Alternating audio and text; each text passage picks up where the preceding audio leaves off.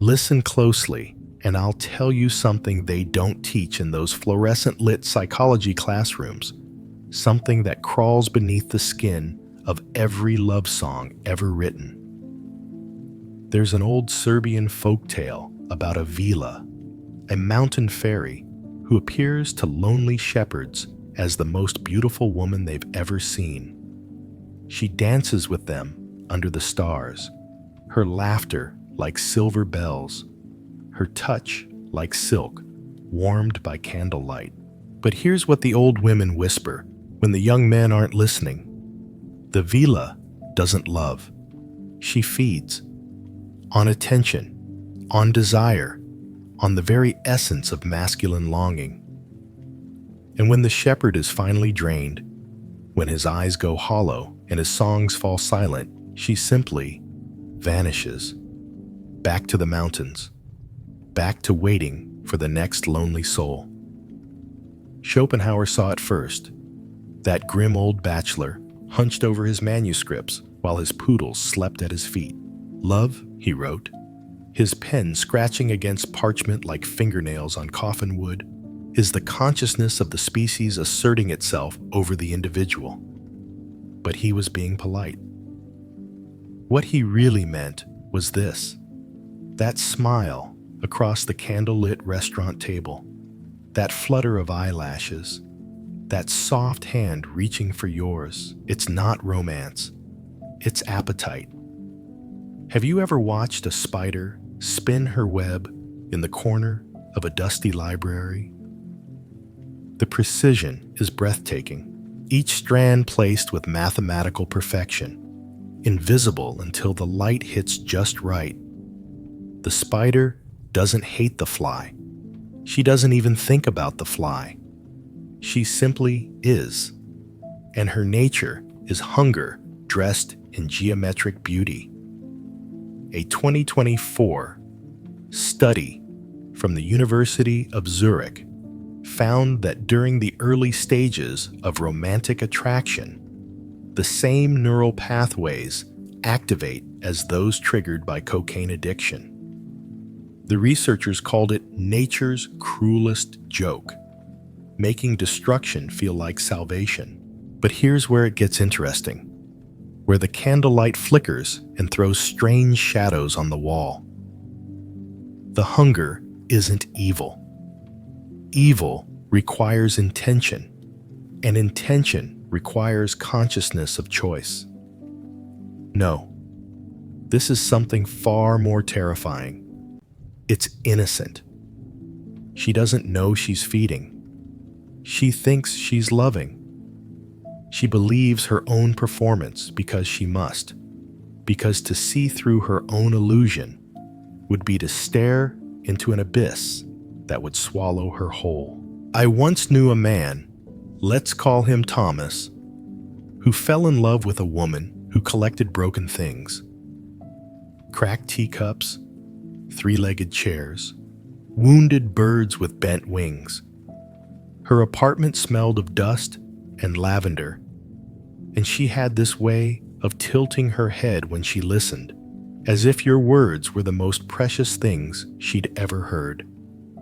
Thomas thought he'd found his savior, his angel of mercy.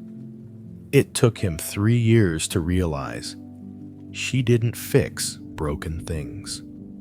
She needed them broken. The moment his wounds began to heal, the moment he stood a little straighter, smiled a little broader, that's when her eyes began to wander. That's when new broken things appeared on her shelves. The ancient Greeks had a word, agape, divine love, selfless and pure. But they also had eros. And if you dig deep enough into those crumbling texts, past the sanitized translations, you'll find that eros was never about love at all. It was about consumption. The god Eros didn't bring people together. He set them on fire and watched them burn. Do you feel it yet? That uncomfortable shifting in your chest? That's recognition. Because you've been the shepherd on the mountain. You've danced with the Vila. You've sat across from that tilted head and those understanding eyes and felt yourself being delicately, lovingly devoured. Here's what they don't tell you about hunger. It's honest.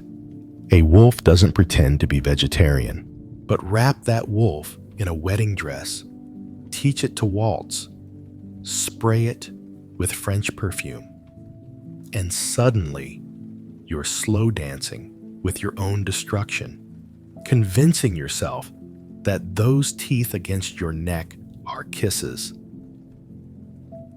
2025 meta-analysis of relationship patterns found that men who score high on emotional availability and investment consistently partner with women who subconsciously seek validation through emotional distance.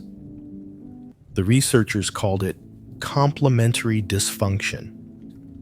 I call it dinner time.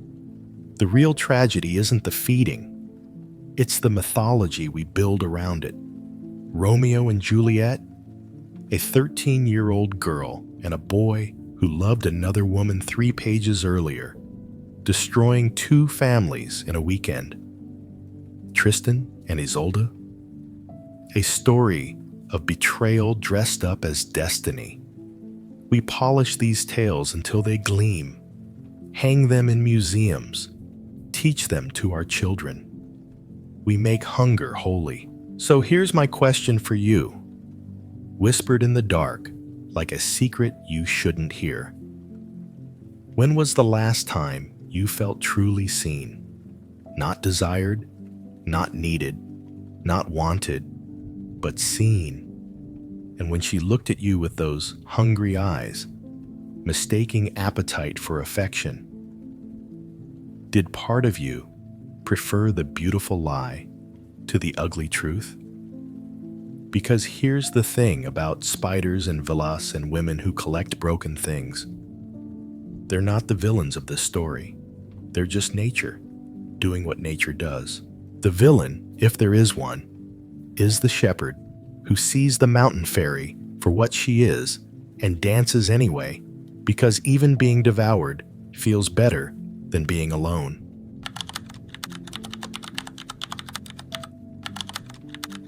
There's a Victorian photograph in the Museum of Morning Arts, you know the kind, where the living pose with their dead, propping corpses in chairs like dinner guests who've overstayed their welcome. The strangest part isn't the bodies. It's the faces of the living, frozen in a smile that says, everything is perfectly normal. Uncle Theodore always sits like that. I'll tell you when love dies. It's not in the screaming matches or the shattered plates.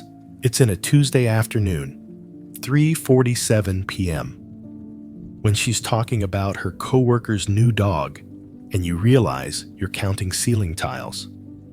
It's the moment you catch yourself performing enthusiasm like a trained seal, barking on cue. How interesting, darling. Tell me more about the schnauzer. Kierkegaard wrote about the sickness unto death. Not physical death, but the spiritual gangrene that sets in when we choose comfort over authenticity. He was talking about faith, but he might as well have been describing modern relationships. We've become morticians of love, applying makeup to corpses, arranging dead flowers in crystal vases, spraying formaldehyde perfume to mask the stench of decay. I once attended a dinner party in Munich, candlelight reflecting off crystal, Wagner whispering from hidden speakers. The kind of evening where everyone pretends their marriage isn't a mausoleum. The hostess, let's call her Ingrid, kept touching her husband's arm. Little touches, rehearsed, like a pianist hitting the same dead key, hoping this time it might sing. Her husband smiled each time, the same smile, frame by frame, identical. They'd been performing this duet for 17 years. After the third bottle of wine, Ingrid's mask slipped. Do you know what Andreas gave me for our anniversary? She laughed, the sound like glass breaking in velvet. A cookbook for Mediterranean cuisine. She drew out the word like an accusation. I am allergic to oregano. Here's what the relationship experts won't tell you in their TED Talks and couples retreats. Every love story is also a ghost story. The moment you say, I love you, you're already writing the obituary. A 2023 study from Copenhagen tracked cortisol levels in long-term couples and found something disturbing. The stress hormones spike not during fights, but during ordinary conversations. The body knows what the mind won't admit. You're sharing breakfast with a ghost. But we're talented morticians, aren't we? We've invented 1,000 ways to make the dead seem alive. Date nights, scheduled spontaneity, what an oxymoron. Couples vacations, changing the scenery around the corpse. Sex that feels like a reenactment of sex. Bodies going through remembered motions while minds drift to grocery lists and deadline pressures. We've turned intimacy into taxidermy. The Japanese have a word, ikizukuri, the preparation of sashimi from living fish, arranged so the fish appears alive on the plate, eyes still moving, gills still gasping, while diners eat its flesh. Cruel? Perhaps. But at least it's honest about what it is. We do the same thing with love, but we pretend the fish is swimming. You want to know the exact moment? Listen for the silence between words, not comfortable silence. That's different. That's two people who've learned to exist without performance. No, I mean the silence that screams, the pause where you both realize there's nothing left to say, but neither wants to admit it. It's the silence that makes you turn on the television. That makes you check your phone. That makes you suggest another bottle of wine. Nietzsche declared God dead, but he missed the more intimate funeral. Every living room has become a wake where the mourners refuse to acknowledge the body on the couch. We binge-watch Netflix series like pallbearers sharing memories of the deceased. Remember when we used to talk until sunrise? Remember when your laugh didn't sound rehearsed? Remember when we were alive? A fascinating 2024 neurological study from Stockholm found that the brain processes a dying relationship exactly like grief. The same regions light up. The same chemicals flood the system. But here's the cosmic joke. We grieve while pretending to celebrate. It's like sobbing at a funeral while insisting it's a birthday party. The old fairy tales knew this secret. Sleeping Beauty isn't about a princess waking up. It's about everyone pretending she was never asleep. Snow White in her glass coffin, lips still red, skin still white. The dwarfs weren't waiting for a prince. They were content to worship a beautiful corpse. But here's where it gets deliciously dark. Sometimes, dead love is more comfortable than living alone. A corpse doesn't judge, doesn't demand, doesn't challenge you to grow. You can project whatever you want onto those glassy eyes. You can have entire conversations where you play both parts. You can finally win every argument. I knew a man who kept his wedding ring on for 7 years after the love died. Not after the divorce. That came later. 7 years of wearing a monument to something that had stopped breathing. When I asked him why, he said, "It's easier than explaining." But explaining to whom? The strangers at coffee shops? or himself? So let me ask you something, and I want you to sit with this like you'd sit with a corpse at a wake.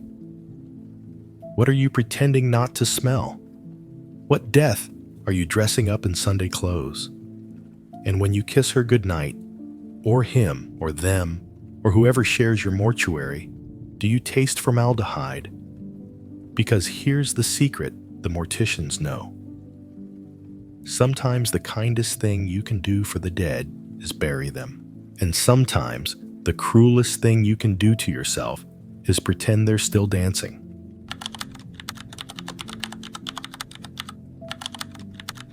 At 3 a.m. in Prague, I once watched a man build a cathedral out of matchsticks in his apartment window. 4 stories up, hunched over his kitchen table, placing each tiny wooden bone with the precision of a surgeon or a madman. His neighbors called him Cherny Mnik, the Black Monk. 6 years he'd been at it.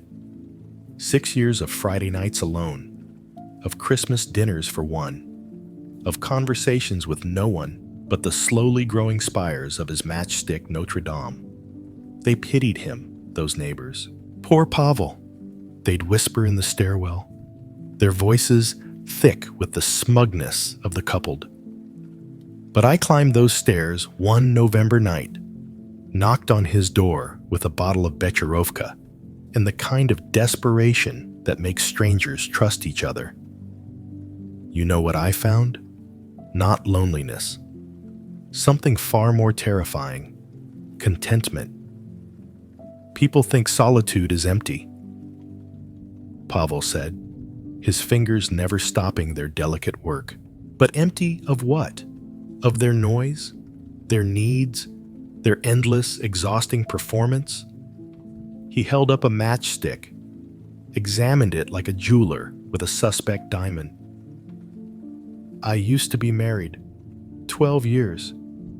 You know what I remember most? The sound of her disappointment. It had a frequency, like tinnitus, even when she smiled. I could hear it. Schopenhauer, patron saint of the willingly alone, compared human relationships to porcupines huddling for warmth. Too close, and we wound each other with our quills. Too far, and we freeze. But what if the cold isn't the enemy? What if the shivering is just your body remembering how to generate its own heat? Here's what they don't print in the self-help books with their sunset covers and scripted affirmations. Solitude is the only place where the lies stop working. No audience means no performance. No mirror held up by another's expectations. Just you and the humming silence, face to face, with the stranger you've been avoiding your whole life. A 2025 longitudinal study from the Institute of Human Dynamics in Vienna found something the researchers didn't expect. Men who spent significant time in voluntary solitude showed increased activity in the brain's default mode network, the same regions that light up during deep meditation and creative breakthroughs. But here's the part they buried in the footnotes. These men also reported a phenomenon they couldn't quite name. One subject called it the horror of clarity, another, meeting God and realizing it's just yourself. The ancient desert fathers knew this secret. They fled to the Egyptian wilderness not to escape temptation, but to confront the tempter, themselves. No bread in circuses out there in the sand. No soft bodies to distract from the hard questions. Just you and the voice you've been drowning out with dinner parties and dating apps and the desperate puppet show of social media. I'll tell you something about that matchstick cathedral. It wasn't pretty. Up close, you could see the burnt heads, the crooked spires, the places where Pavel's hands had shaken from too much wine or too little sleep. But it was his. every flaw, every imperfection, every collapsed wall rebuilt with stubborn patience. It was the most honest thing I'd ever seen.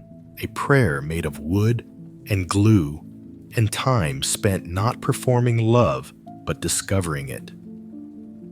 You want to know the difference between loneliness and solitude? Loneliness is drinking wine while scrolling through your ex's Instagram. Solitude is drinking wine while reading Marcus Aurelius and realizing you agree with a dead Roman emperor more than any living person you know. Loneliness is an empty bed that feels like failure. Solitude is an empty bed that feels like possibility. There's a Japanese concept, hikikomori, the ones who withdraw completely from society. The West treats it like a disease, sends therapists and social workers to coax them back into the performance. But what if they're not sick? What if they're the only sane ones, refusing to play a game where everyone loses but pretends to win? But here's where it gets interesting, where the candlelight casts shadows that dance like dervishes. True solitude isn't about hiding. It's about finally showing up. When Pascal said all of humanity's problems stem from man's inability to sit quietly in a room alone, he wasn't advocating for hermitage. He was diagnosing our terror of self-encounter. I knew a woman, brilliant physicist, published in all the right journals, who took a vow of silence for a year, not in a monastery, in her Manhattan apartment. She'd go to work, nod and smile, communicate through written notes. Her colleagues thought she'd lost her mind, but she told me later, writing on a yellow legal pad in her kitchen while sirens wailed outside, I wanted to hear what I sounded like without the echo of other people's expectations. What she heard horrified her, then fascinated her, then finally freed her. The cathedral builders of medieval times often never saw their work completed. Generations of stonecutters laboring in anonymity, crafting gargoyles that would leer at citizens not yet born. They didn't build for applause or recognition. They built because the building itself was the prayer. Pavel's matchstick cathedral burned down 3 months after my visit.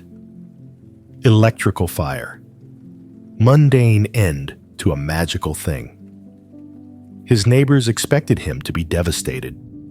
Instead, they found him at his kitchen table the next morning, opening a fresh box of matches, starting again. Smiling the way only the truly alone can smile, without trying to convince anyone of anything.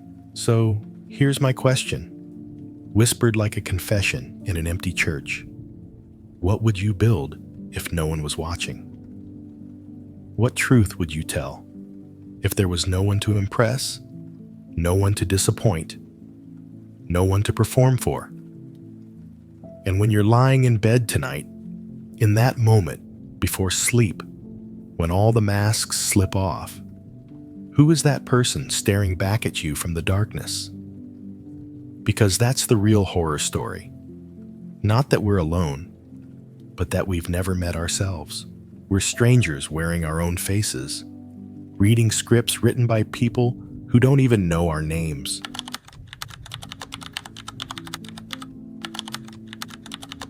In Kyoto, there's a temple where they repair broken pottery with gold. Kintsugi, they call it, the art of precious scars. But here's what the tourist brochures don't mention. The monks sometimes break perfect bowls on purpose. Late at night, when the moon is dark and the city sleeps, they take hammers to flawless porcelain. Because perfection, they whisper, is the ugliest lie we tell. I met her at a conference on behavioral psychology, the kind where everyone wears badges and pretends their own behavior isn't the most disturbing case study in the room. Dr. Sarah Chen, 3 PhDs, published in Nature, the kind of woman who irons her lab coats. She gave a presentation on optimizing human potential through systematic flaw correction. 47 slides of graphs and charts about fixing what's broken in the human condition. During the Q&A, I asked her about her missing finger. The room went silent. That particular silence that sounds like a record scratch in reality. Her left hand, she'd kept it hidden the entire presentation, a masterclass in misdirection. But I'd noticed. You always notice what people try to hide. Childhood accident, she said, her voice steady as a flat line. Then, something shifted. A crack in the porcelain. Actually, no. That's what I usually say. Truth is, I bit it off. Age 7. Anxiety disorder. They tried to fix me. Therapy, medication, behavioral modification. Fixed everything except the part that was actually interesting. She held up her four-fingered hand then, really held it up, like a torch or a trophy. This, she said, is the only honest thing about me. Everything else is performance improvement. Nietzsche wrote that we must become who we are, but he didn't mention that who we are is usually a glorious disaster. A 2024 study from the Karolinska Institute found that people with perfectly symmetrical faces, the mathematical ideal of beauty, triggered an uncanny valley response in observers. Too perfect, too polished, like mannequins pretending to breathe. But show someone a crooked smile, a scarred eyebrow, eyes that don't quite match. Suddenly, the brain relaxes. Human, its size, real. We've built an entire civilization on the lie of improvement. Self-help seminars in hotel ballrooms that smell like industrial carpet and broken dreams. Life coaches with perfect teeth selling you the blueprint to become someone else. Dating profiles where everyone hikes and loves adventure and has their shit together. We've turned existence into a renovation project. But what if the house was supposed to be haunted? I know a man who stutters. Not sometimes, always. Every word, a small war between thought and tongue. He could have fixed it. Therapy was offered, techniques taught. He refused. My stutter, he told me over whiskey that took him full minutes to order, is my bullshit detector. The people who wait for me to finish, those are the ones worth knowing. It's like having a bouncer for my soul. The ancient Greeks had two words for time, chronos and kairos. Chronos is clock time, the merciless march of minutes. Kairos is the perfect moment, the fullness of now. But here's what they didn't say. Kairos only exists because Chronos is broken. The perfect moment is always the imperfect one, the crack where light gets in. Your damage is your signature. That anxiety that makes you triple-check locks, that's not a bug. It's the same system that makes you notice when someone's smile doesn't reach their eyes. That depression that pulls you under, it's the same depth that lets you understand Dostoevsky, while others think he's just dark. Your broken pieces aren't obstacles to happiness. They're the source material. But we're addicted to sandpaper, aren't we? Grinding down our edges until we're smooth as river stones. Forgetting that smooth stones don't hold on to anything. They just roll wherever the current takes them. A 2025 meta-analysis of personality modification therapies found a disturbing correlation. The more successfully people eliminated their negative traits, the higher their rates of what researchers delicately called existential emptiness. Turns out, when you fix everything broken about yourself, you're left with nothing at all. In medieval times, they believed in memento mori. Remember, you must die. Monks kept skulls on their desks, not from morbidity, but from clarity. The skull grins because it knows the secret. All your improvement projects end the same way. 6 feet under. Perfected and broken, all become equal. The only question is whether you lived as yourself or as your own renovation project. I once loved a woman who collected her mistakes like others collect stamps. She had a journal, leather-bound, pages thick as promises, where she wrote down every wrong turn, every failed relationship, every moment of spectacular human messiness. My museum of beautiful damage, she called it. She'd read entries aloud sometimes, laughing at her former selves with the tenderness you'd show old photographs. She left me, of course. Had to. I was trying to fix her, you see. Thought I was helping. Thought my love could sand down her rough edges, polish her into something more palatable. The last thing she said, I'm not your rehabilitation project. I'm a fucking masterpiece of mistakes. She was right. So here's what I want to know. And think carefully before you answer, because this might be the most important question anyone ever asks you.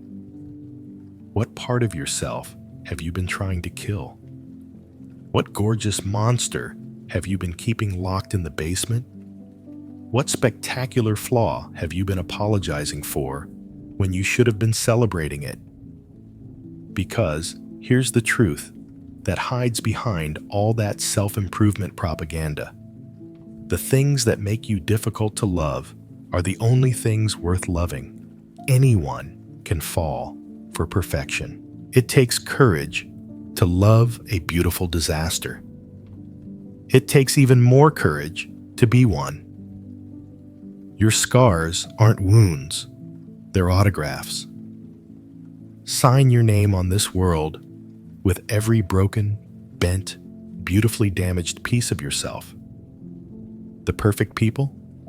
They're background noise. But you, with your stutters and missing fingers and journals full of mistakes, you're the symphony.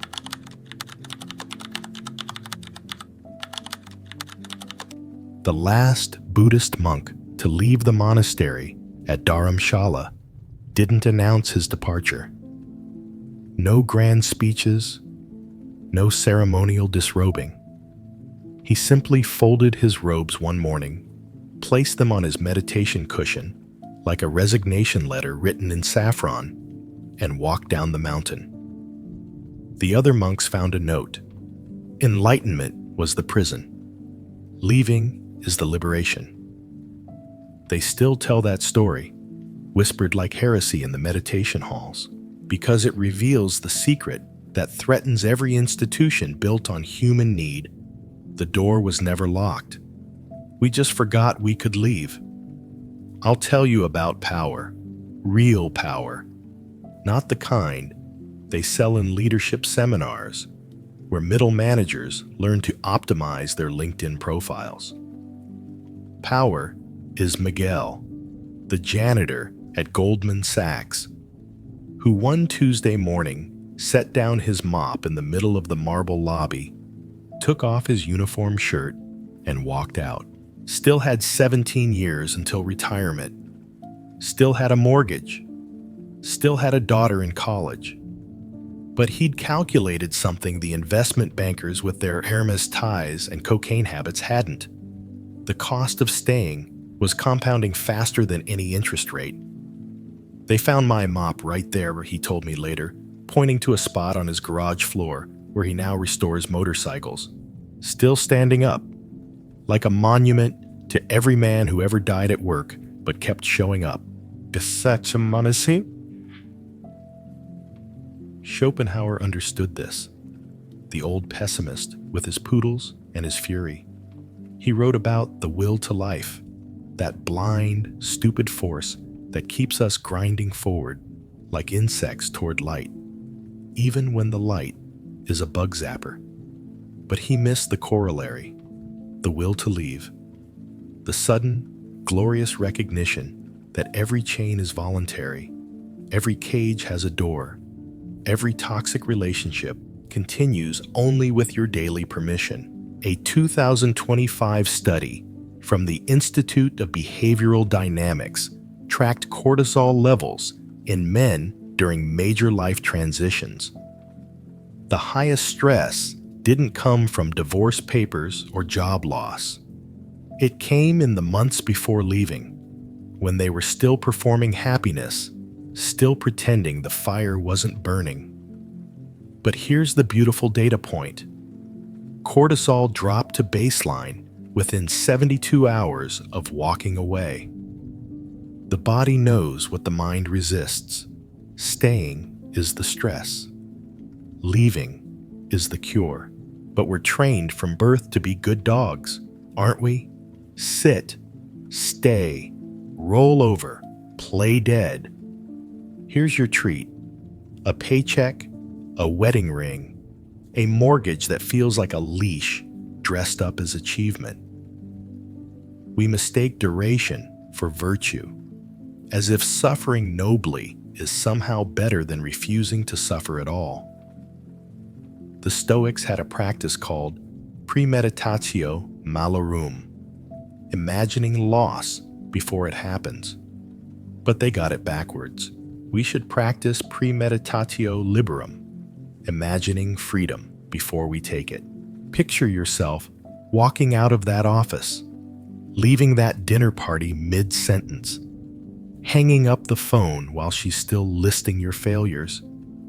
Feel the vertigo of possibility, the terror of unscripted existence. I knew a surgeon, let's call him David, who walked out during an operation, not from negligence. His colleague was there. The patient was stable. But halfway through suturing, he saw his life with the clarity that only comes under surgical lights.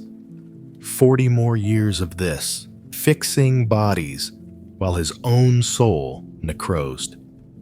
He finished the critical part, handed the needle to his assistant, and said, "I'm done." Not with the surgery, with surgery. They called him irresponsible, selfish, mad. He sells handmade furniture now in Vermont, sleeps 8 hours, remembers his dreams. His hands, which once cut through human tissue with mechanical precision, now coax beauty from walnut and cherry wood. Irresponsible to whom? He asked me, running his fingers along a table he'd spent 3 months perfecting. To the system that was eating me alive? I owed it nothing but my absence. Here's what they don't teach in couples counseling or corporate retreats. Every moment you stay, after you know you should leave, you're teaching the world exactly how much abuse you'll accept. You're setting your price, and it's always on sale. The market responds accordingly. Kierkegaard wrote about the leap of faith, but faith is easy compared to the leap of departure. Faith promises rewards. Departure promises nothing except the absence of what's killing you. Sometimes that's enough. Sometimes that's everything. The ancient art of seppuku, ritual suicide, was considered the honorable exit for samurai who had lost face. But what if we've been committing seppuku in slow motion? Every day, we stay in situations that demand we gut ourselves for others' comfort. What if the real honor is in refusing to hold the blade? You know the moment. We all have it. 3 a.m. Clarity. When the veil drops and you see your life as it really is. Not the story you tell at parties, but the raw footage. The relationship that's become a hostage situation where you're both captors and prisoners. The job that pays you just enough to forget you're dying. The family dynamics that require you to perform a version of yourself that expired decades ago. But morning comes, and with it, the 100 reasons to stay. The sunk cost fallacy dressed up as wisdom. I've invested so much already. Yes. And gamblers use the same logic at slot machines, pulling the lever one more time, because surely, the next pull will justify all the previous losses. It won't. So here's my question, and I want you to feel this in your bones, in that place where truth lives before we murder it with logic. What would you lose if you left right now? Not the story you tell yourself, the actual, tangible losses. Now subtract from that what you lose by staying. Your hours, your energy, your dwindling reservoir of gives a fuck. Your one wild and precious life spent as an extra in someone else's drama. The math is always clearer than we pretend it is. The monk who left Dharamshala, they say he became a taxi driver in Delhi, drives through chaos, chooses his passengers, goes home when he's tired. No enlightenment, no transcendence. Just a man who remembered that the most profound spiritual practice is knowing when to leave. And that's the revolution they don't want you to discover. Every system that depends on your suffering requires your consent. Your presence is your vote. Your staying is your signature on the contract. The door was never locked. You just forgot you could leave.